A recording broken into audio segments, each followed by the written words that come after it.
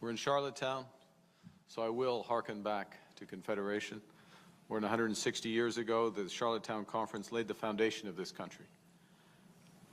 Many advantages. We look back, though, as well. We recognize that that founding was imperfect. It excluded too many, but it laid the stones on which we can build.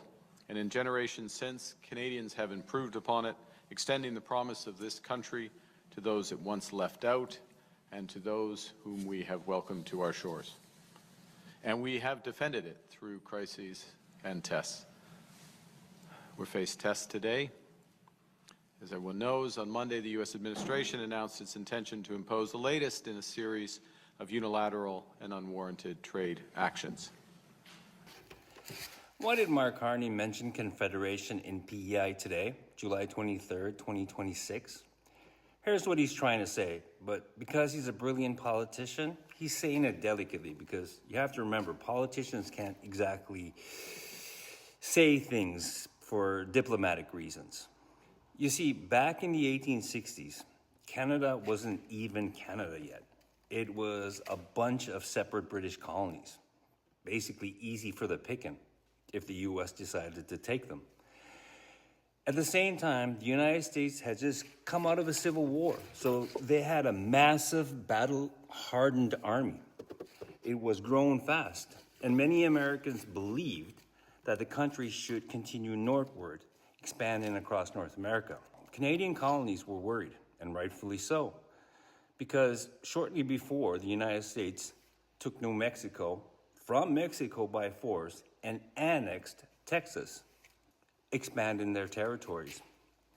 Shortly before Confederation, Irish Americans crossed the United States border and carried out attacks in Ontario and in New Brunswick. Then all of a sudden, the United States purchased Alaska from Russia, and now suddenly, America was on both sides of Canada, so basically surrounding Canada. So leaders of the Confederation were basically said that if we stay divided, we're weaker and we will fall. But if we come together, we're stronger. So in 1867, they formed Confederation and they formed Canada.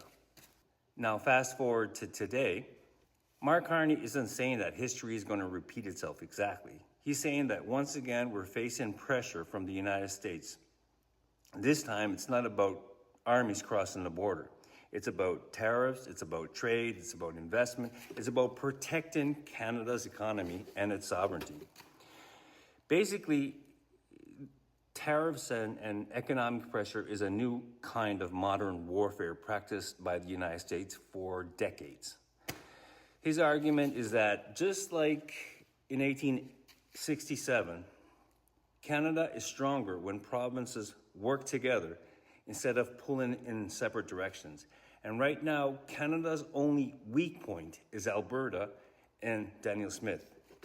Now, you don't have to agree with Mark Carney's politics to understand the historical significance of his Confederation reference. The lessons from Confederation were simple. When Canada faces pressure from outside, unity gives us a stronger position than division. Now, here's my question. Is that a fair comparison to today's situation? Or do you think Confederation and today's challenges are two different things?